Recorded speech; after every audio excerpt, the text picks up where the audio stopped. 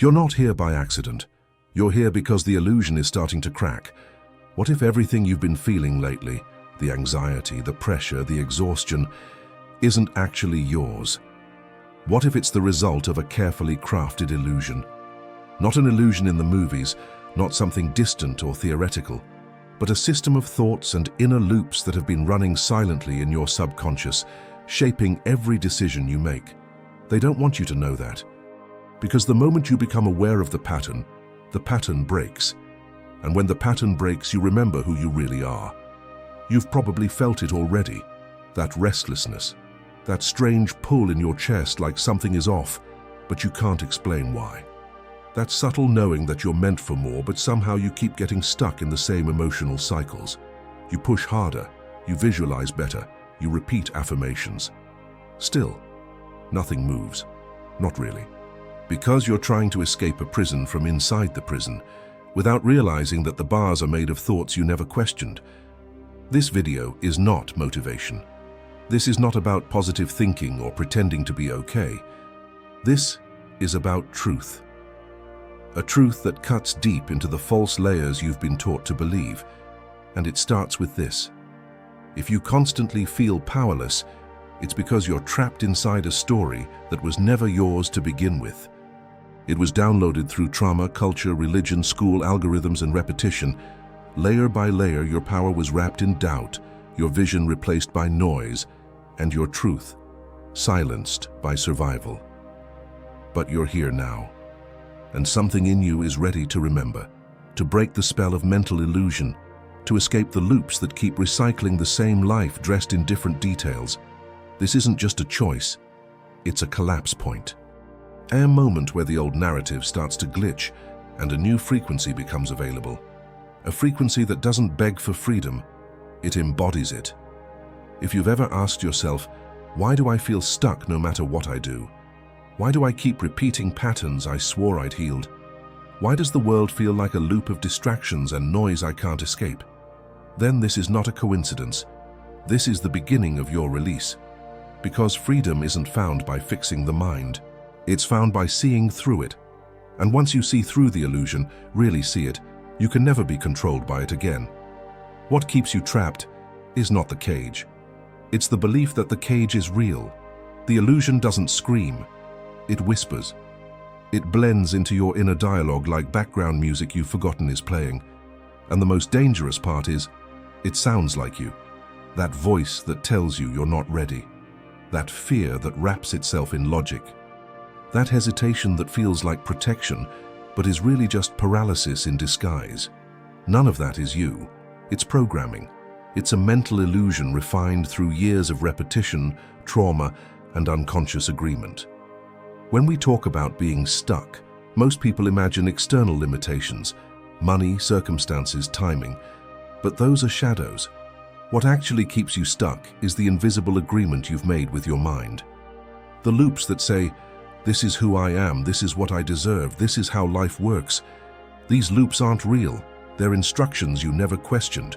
And because they operate silently, they don't feel foreign, they feel familiar, safe, even when they hurt. This is what makes the illusion so powerful.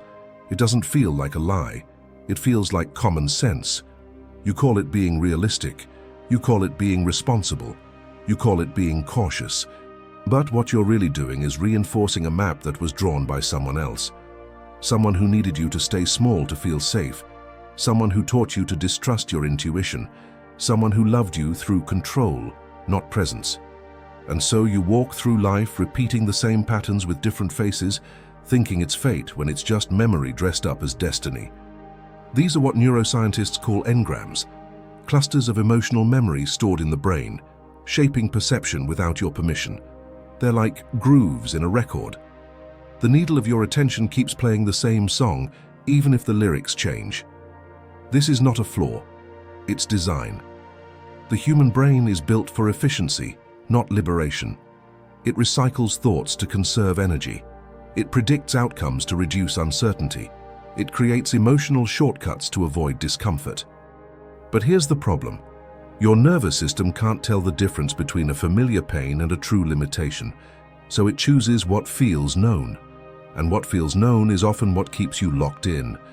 This is how the illusion survives, not by force, but by familiarity, not by fear, but by routine. And every time you choose silence over truth, pleasing over presence, control over surrender, you reinforce the code that says, stay inside the loop, stay small, stay safe. But safe from what? From who you could become if you stopped believing everything your mind says. You were not born with these limitations. You inherited them, you repeated them, and now you're here, aware enough to see the script, brave enough to challenge it, ready enough to choose something different, not because it's easy, but because the cost of staying the same has finally become too high. Mental prisons. How subconscious programming keeps you powerless. The real prison has no walls. It lives inside your nervous system, built from experiences you never got to process, words you never said, and emotions you never allowed yourself to feel. Every reaction you repeat, every habit that drains you, every fear that paralyzes you, they all come from the same invisible structure, the subconscious mind. It's not your enemy. It's a recorder, a pattern maker, an ancient system wired for protection, not expansion. The problem is that what once protected you is now what keeps you small. The mind learned to survive pain, not to transcend it. From birth, your subconscious absorbs information without filters. It doesn't question whether something is true, it just records. When a parent withdraws affection, the child doesn't think, they're stressed. The child thinks, I'm not lovable. When you fail publicly, your brain doesn't say, that's feedback. It says, it's not safe to try again. Each of these moments becomes a neural imprint, an engram, a physical trace etched into the brain, connecting emotion to memory. Over time, these engrams merge into networks, becoming an internal map that guides perception, emotion, and decision. What feels like personality is often just unhealed memory operating on autopilot. Neuroscience calls this system the default mode network, the background process that maintains your sense of self and continuity. It filters every new experience through the lens of the past, ensuring consistency but killing spontaneity. This is why you can attend spiritual retreats, read every book on manifestation, meditate daily, and still end up facing the same internal walls. The old network keeps rebooting, whispering the same commands: stay small, stay safe, stay predictable. The subconscious loves predictability. It interprets it as safety, even if that safety is suffering. You may think you're making choices, but most of them are pre-recorded. Studies in neuropsychology show that your brain decides several seconds before you consciously choose. That means free will, as you know it, often happens after the decision. Your conscious mind becomes the narrator, explaining choices it didn't make. This is why willpower alone fails. You can't think your way out of a program that was written emotionally. The subconscious speaks the language of feeling, not logic. You can repeat affirmations forever, but if your body still carries the vibration of fear, the program doesn't change. It just hides under new words. Emotions are the ink that writes the subconscious code. Every unprocessed emotion leaves an energetic residue. Suppressed anger becomes exhaustion. Repressed grief becomes chronic tension. Unacknowledged fear becomes procrastination. You call it a lack of motivation, but it's actually the nervous system signaling overload. When emotion can't flow, it loops. It becomes anxiety, self-doubt, avoidance. The mind, desperate to stay in control, distracts you with logic and analysis. You overthink instead of feeling, because thought gives the illusion of safety. But emotion is not the enemy, it's information. It tells you where the illusion still hides. Society reinforces this mental prison. It rewards suppression, celebrates control, and punishes authenticity. You're taught to regulate emotions, not to understand them. To seek validation instead of connection. To fix symptoms instead of decoding causes. The result is a civilization addicted to noise, terrified of silence, because silence reveals the programs. In the stillness, you begin to hear the voices of your conditioning, parents, teachers, algorithms, echoing through your mind as if they were your own thoughts. The illusion is so complete that you defend your limitations as if they were your identity. Breaking this requires presence. Not analysis, but awareness. You cannot heal what you keep judging. When you observe your thoughts without trying to fix them, you begin to see the machinery at work. The looping narratives lose emotional charge when met with compassion instead of resistance. You start noticing the subtle difference between memory and truth, between instinct and intuition, between what you feel and what you've been taught to feel. This awareness is not passive. It's the first act of liberation. The moment you become conscious of the program, it begins to dissolve. Awareness rewires neurons. The brain is plastic, adaptable, responsive to attention. Every time you choose a new response, breathe instead of react, feel instead of suppress, you create new neural pathways. At first, they're fragile, but repetition makes them stronger until the old ones fade. What once felt automatic begins to feel optional. That's how the walls begin to crumble, not through force, but through observation. You can't fight the subconscious. You can only retrain it through experience. The body learns by doing, not by knowing. When you allow yourself to feel the fear and act anyway, when you hold the anxiety without escaping, when you speak the truth your conditioning forbids, you teach your nervous system a new definition of safety.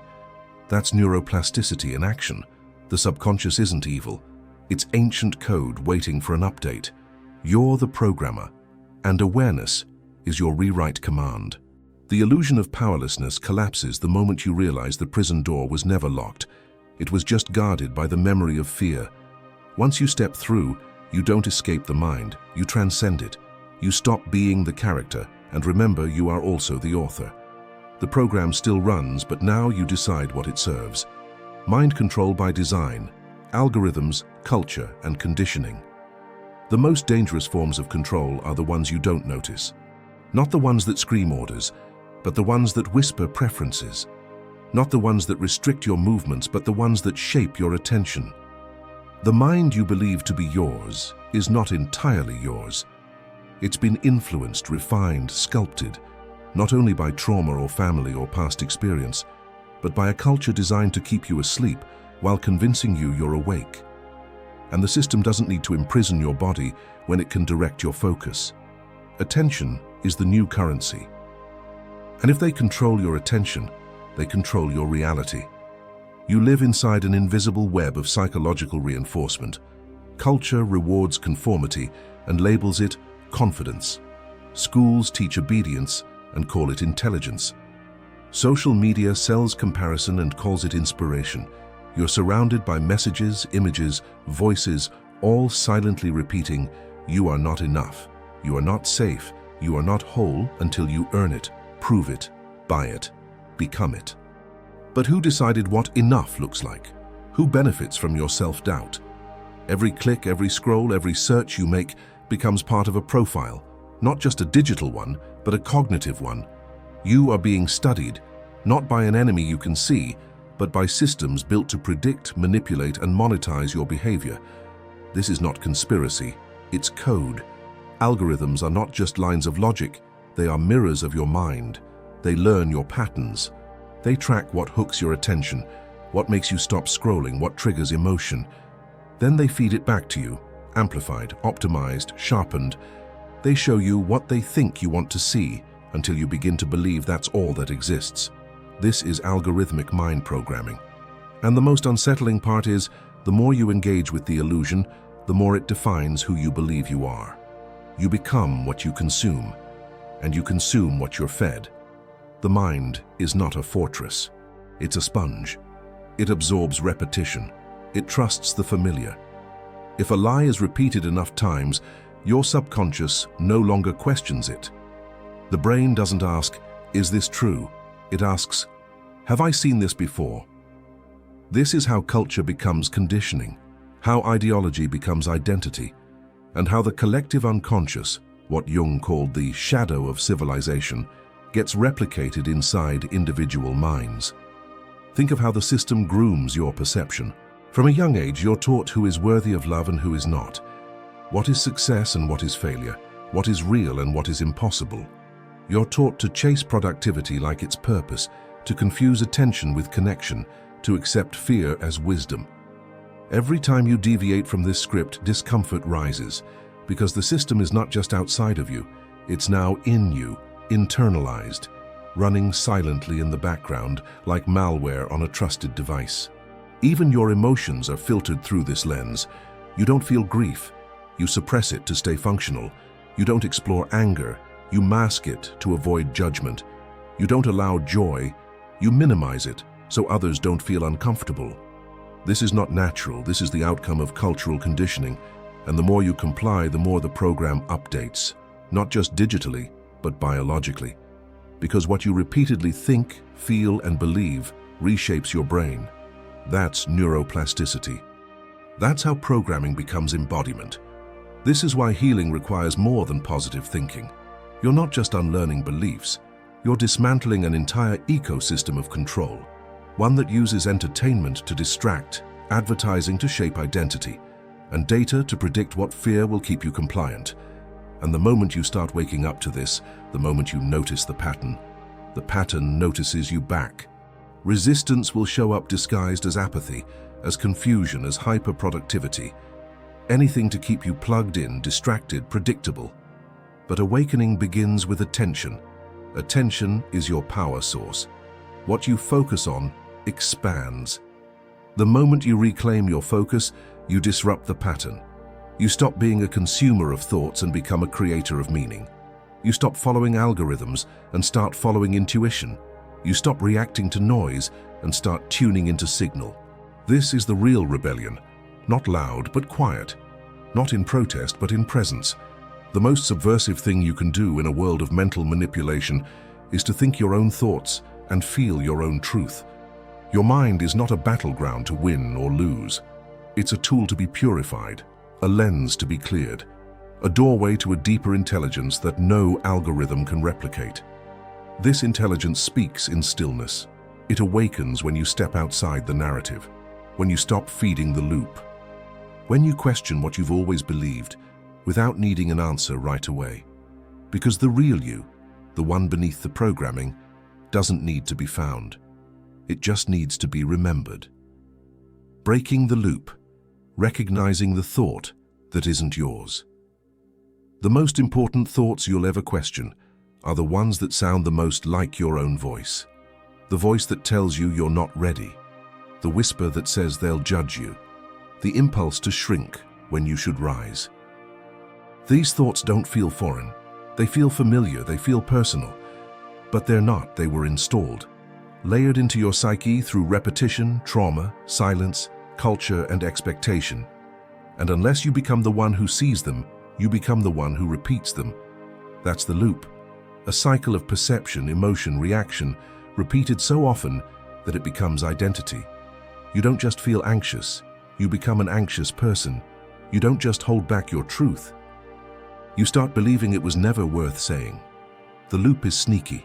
It doesn't always look like crisis. Sometimes it looks like overthinking. Sometimes it looks like perfectionism. Sometimes it looks like waiting, always waiting, for the right moment, for the right version of you, for permission to be who you already are. But the truth is, the loop survives through your unconscious agreement. It only runs when you're not watching. The moment you notice it, really notice it, the spell begins to break. Because thoughts lose power when they're seen, not judged, not resisted, just seen. Observation is disruption. Awareness is interference. The act of watching your mind without becoming it is the beginning of freedom. This is metacognition, the ability to become aware of your own thought process. It's what sets humans apart. It's also what most people never learn to do. Because no one teaches us how to pause between thought and reaction. Instead, we grow up fusing thought with truth. If I think it, it must be real. But thought isn't truth. Thought is pattern, a record of what's been, not a reflection of what is. And unless interrupted, the mind will always choose the familiar over the aligned. Here's where most people get stuck. They try to change the thought. They try to replace it with a better one, a more positive one. But the mind doesn't rewire through force. It rewires through space. through witnessing, through the breath between trigger and response. When you stop fighting the thought and start observing it, something opens, a small crack in the loop, a split-second window where you realize this voice is not me, this fear is not current, this shame is not mine, this urgency is not true, and in that moment, the timeline shifts, not dramatically, but precisely. Because that's how transformation really happens, not in fireworks, but in micro-decisions. One breath, one pause, one choice not to follow the old road. Your nervous system feels it. Your body exhales. The pattern, expecting your usual reaction, finds none. And the loop begins to loosen. The beauty of the observer is that it doesn't need to fix anything. Its presence is enough. When you become the witness instead of the reactor, you take your power back from the thought. You don't need to argue with it. You don't need to analyze it. You just need to see it. Not with judgment, with clarity. You are not here to defeat your mind. You are here to stop mistaking it for yourself. The question becomes, can you tell the difference between what's authentically yours and what was inherited? Can you feel the edge between instinct and programming? Between intuition and reflex? Because there is a quiet voice under the noise, the one you drowned out to survive. The one that feels still, not loud. The one that doesn't argue, it just knows. But you can't hear it when the loop is running. You can't follow it if you're still fused with the thought. This is why presence is power. Not presence as performance, presence as awareness. The kind of presence that notices a pattern and doesn't become it. That sees fear and doesn't feed it. That hears the doubt, but chooses differently. The mind will offer the same script, the same justifications, the same story of limitation. But you, now aware, can pause, can breathe, can question. Who gave me this thought? Who benefits if I believe it? And then, slowly, gently, you begin to write a new response. You start choosing alignment over autopilot, authenticity over protection, stillness over urgency.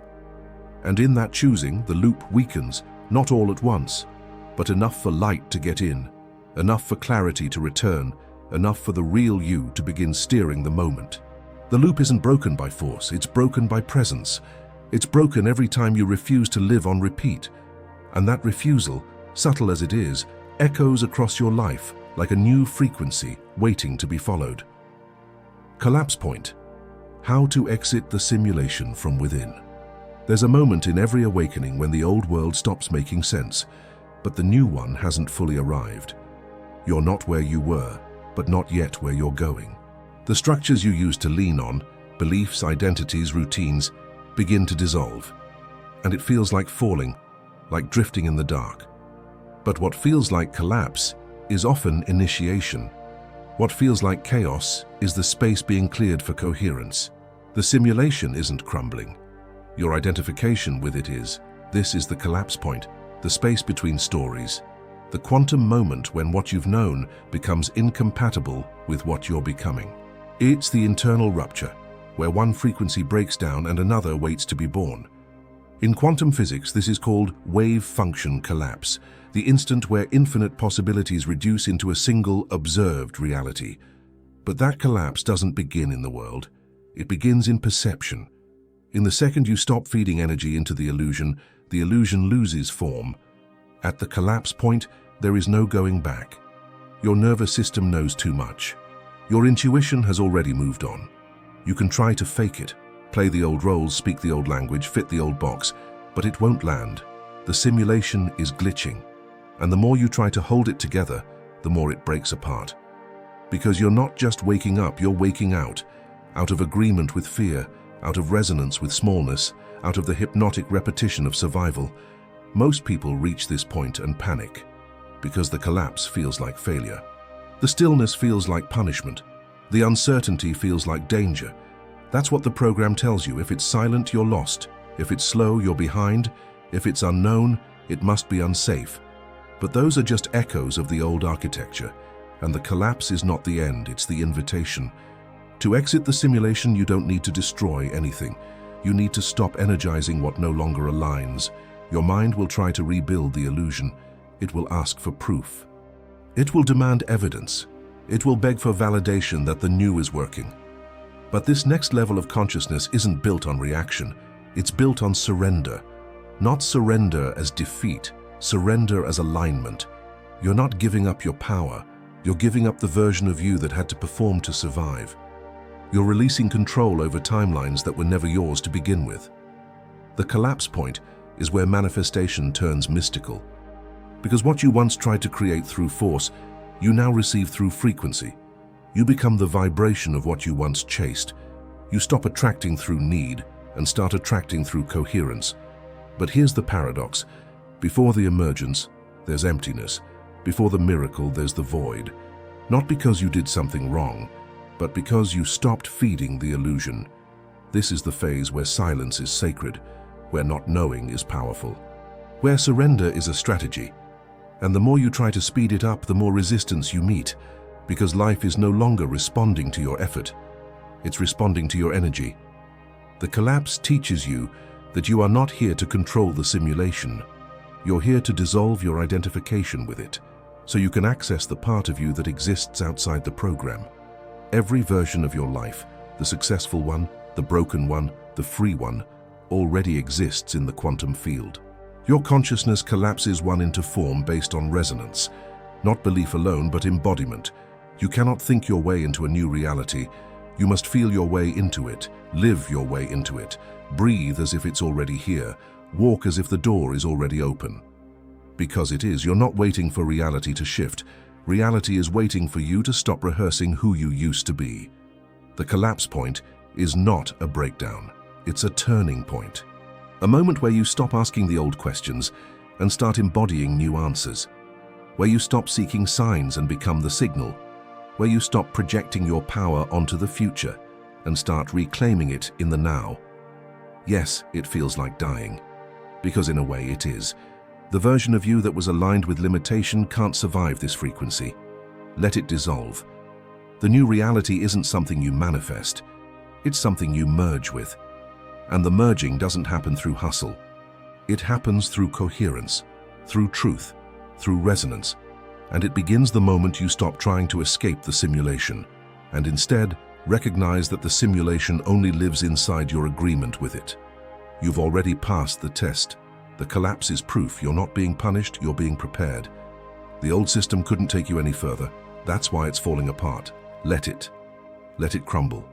Let it clear space for what was never possible inside the loop. This is what it means to exit from within. Not by destroying the matrix, but by ceasing to fuel it with your identity. Tuning the frequency. How to shift from wanting to receiving. There's a subtle but life-altering difference between wanting something and receiving it. Wanting is tension. It's distance. It's the echo of lack disguised as desire. When you want, you vibrate with the awareness that you don't have, and that frequency keeps the very thing you long for at arm's length.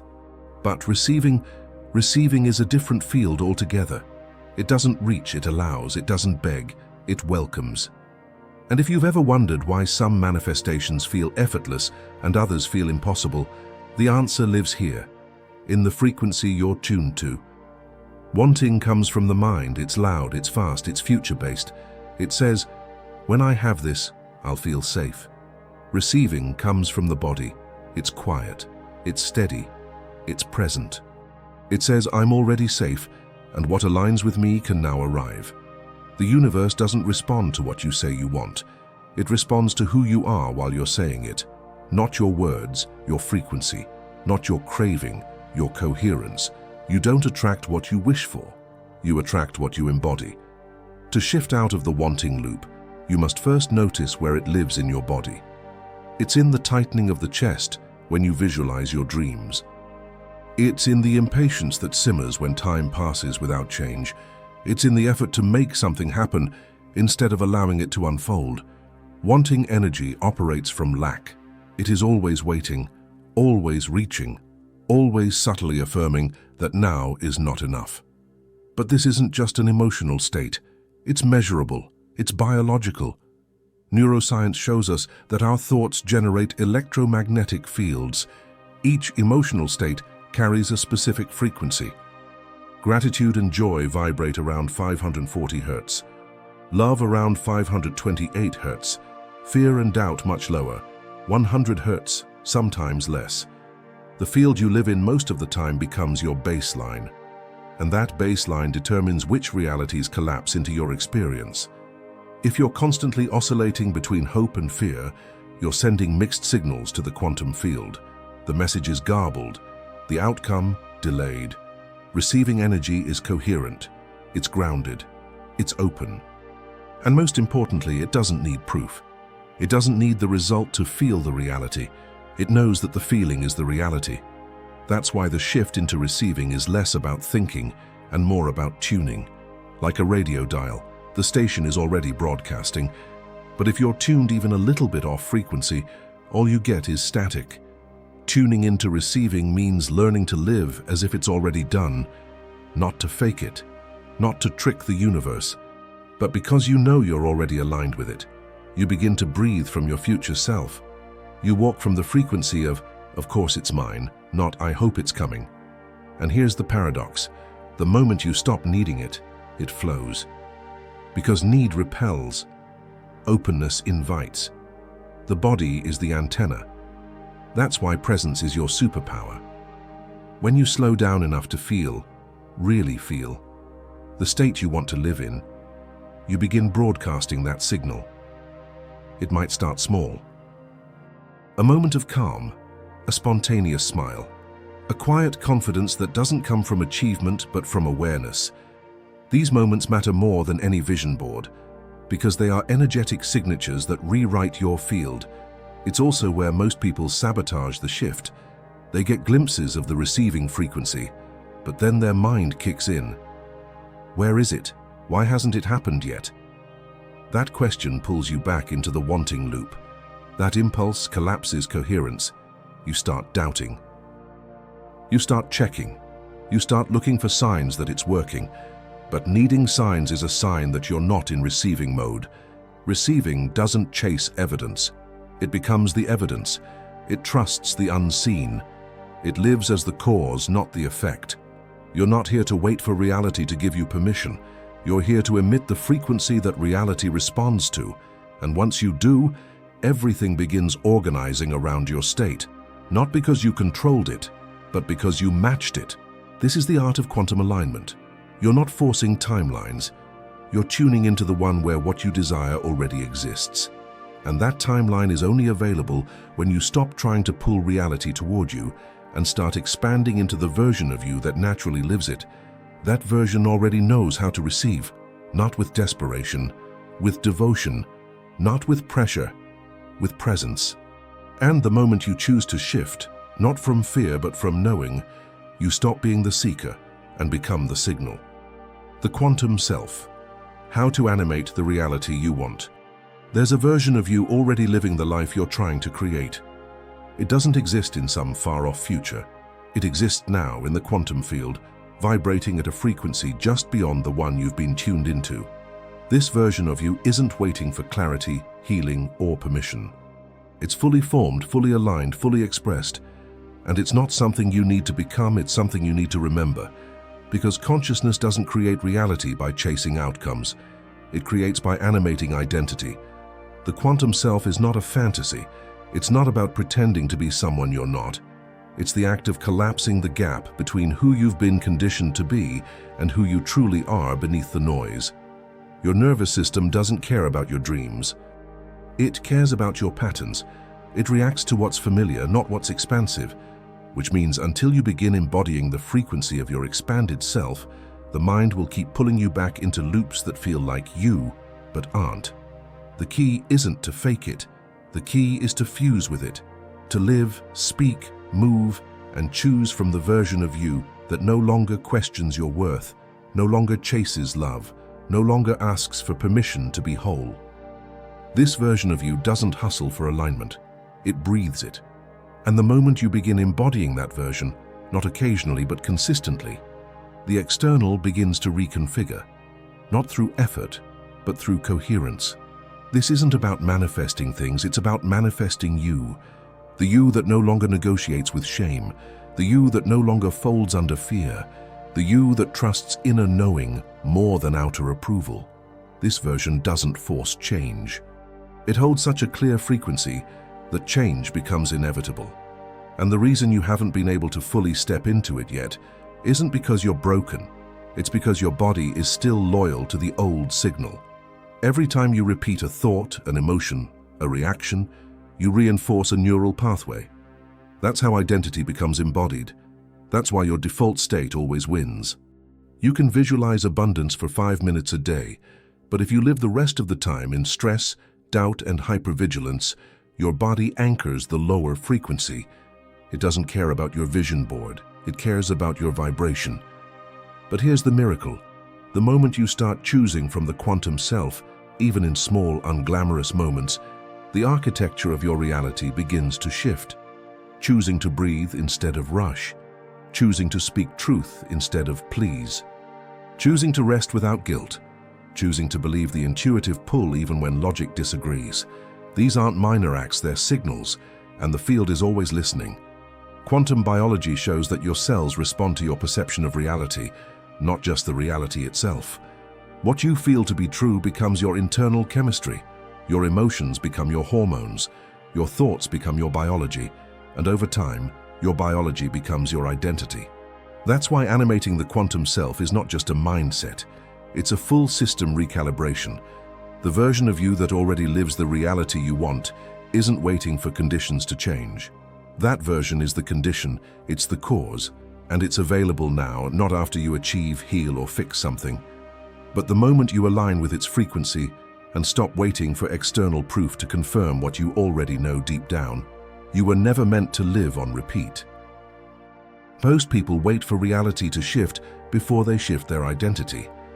But in quantum creation, the opposite is true. You shift identity first, and the external adjusts. You stop trying to create from lack and start living from alignment. You're not trying to become someone. You're choosing to express who you've always been beneath the noise.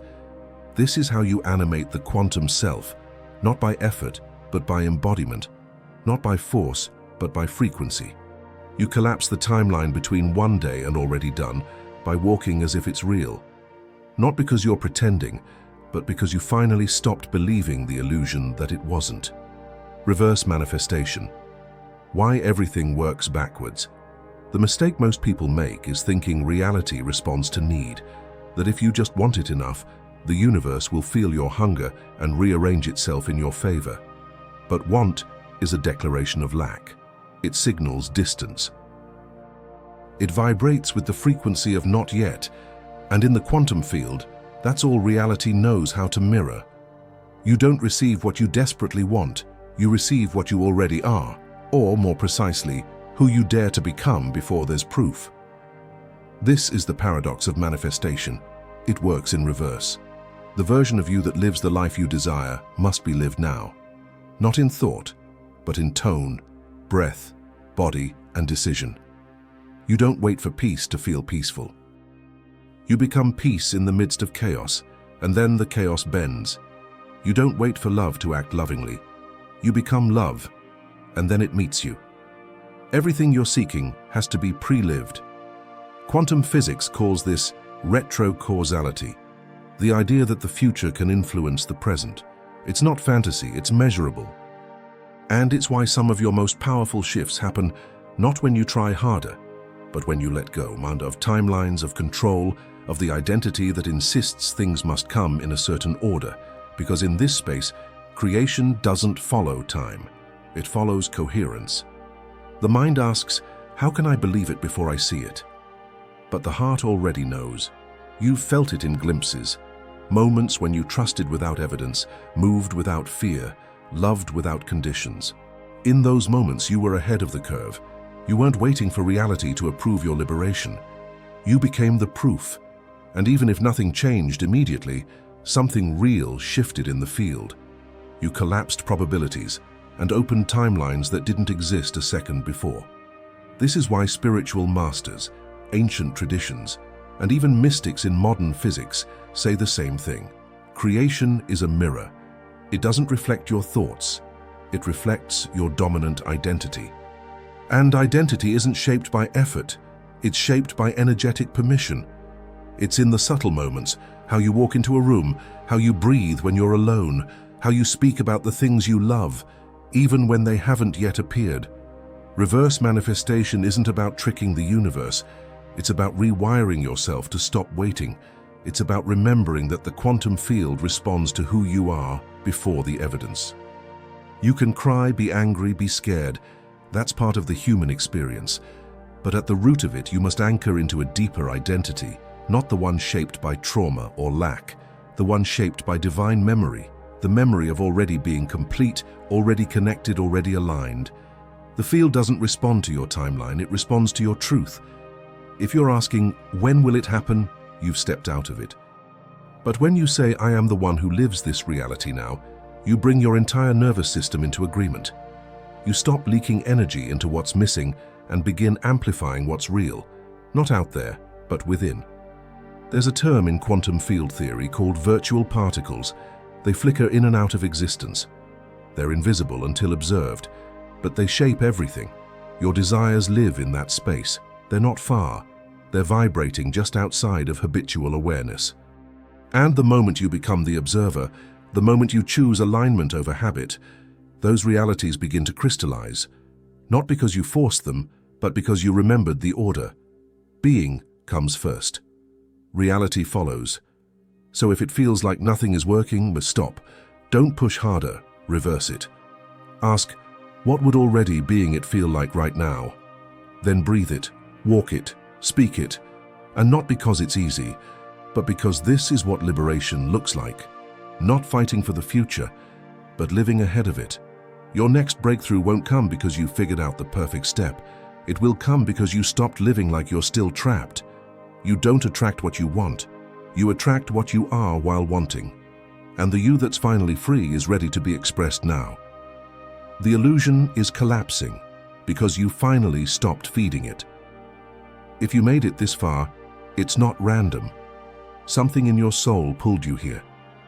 A magnetic memory from beyond the mental noise, reminding you of who you are underneath the programming, beneath the loops, behind the illusions. You didn't just watch a video, you answered a signal.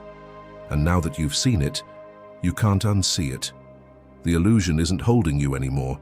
You were the one holding it together.